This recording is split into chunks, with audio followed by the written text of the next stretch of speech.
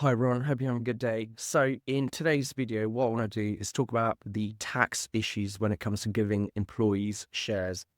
A lot of business owners, especially small business owners, want to do this because they feel that if they give their employees shares, the employees will have a long-term commitment to the business, which will help it grow and create stability and additional profitability. So this comes up quite often, and what I want to do is talk about the tax issues when it comes to giving employee shares.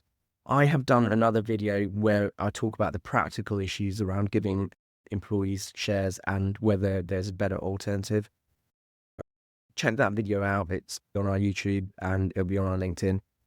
But the key thing is this video is about the tax issues, and the tax issue can be summed up by one thing, and it's called employer-related securities. So the challenge with employer-related securities is,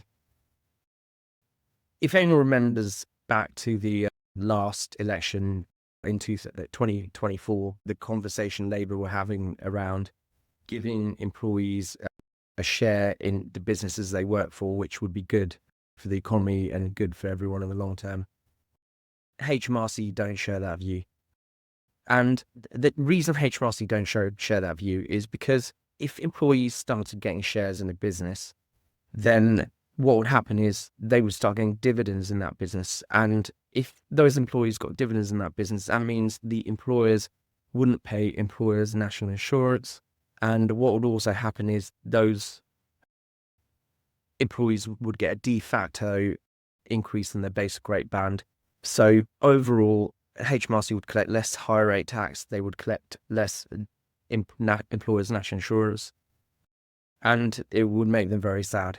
So these employer-related securities rules have been around for decades, and it means that you can't just give employees shares without paying income tax on the value of those shares that you give that employee. This is a very complex topic, and I'm just going to try and summarize it here in 5 minutes. But what happens is, if you give an employee shares, you've given them a benefit, so they've got to pay income tax on that benefit.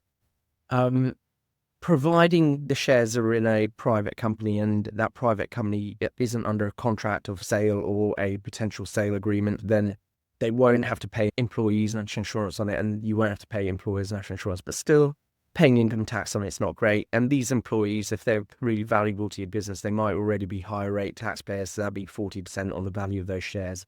So that's the challenge, essentially. And that the ways around that challenge are limited. They say these are the employer-related securities rules. There are things that apply to much larger companies which aren't really suitable for smaller businesses. You've got share save schemes, you've got employee ownership trusts, you have got share incentive plans, but they all require trusts and they are quite complex to administer and manage and expensive. So as a small business, you won't be thinking about them. It is possible to do something called an enterprise management incentive, but that often involves employees buying shares at a discount and then not paying tax on them. I just want to point out, really, there's 3 ways you can give an employee shares from your business. You can issue shares from your business. So you could have a company create shares and then give it to an employee.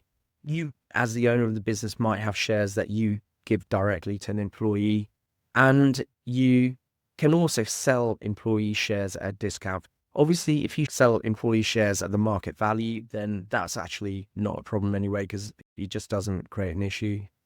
But if you sell employee shares at a discount, then actually the discount that they're getting on those shares is taxable income, so they have to pay income tax on it. One thing about understanding the value of a share, even though your shares might say it's a £1 nominal value on the share, that share is probably worth more than £1. If your business is worth £400,000, you've got 100 £1 shares. Actually, each share, even though the nominal value is £1, each share is actually worth about £4,000. So this is the thing you've got to understand. It's not based on nominal value, it's based on what the actual valuation of your business is.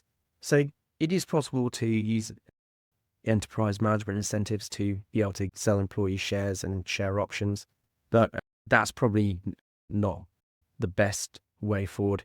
The other alternative as well is if you can realistically prove that the employee is not getting shares by virtue of their employment. Maybe it's because they're a friend, maybe it's because they're family, and then you give them those shares. That is different, but it can be very challenging to prove that with HMRC because you've got to demonstrate quite a few things about the market value relationship they've got with your limited company.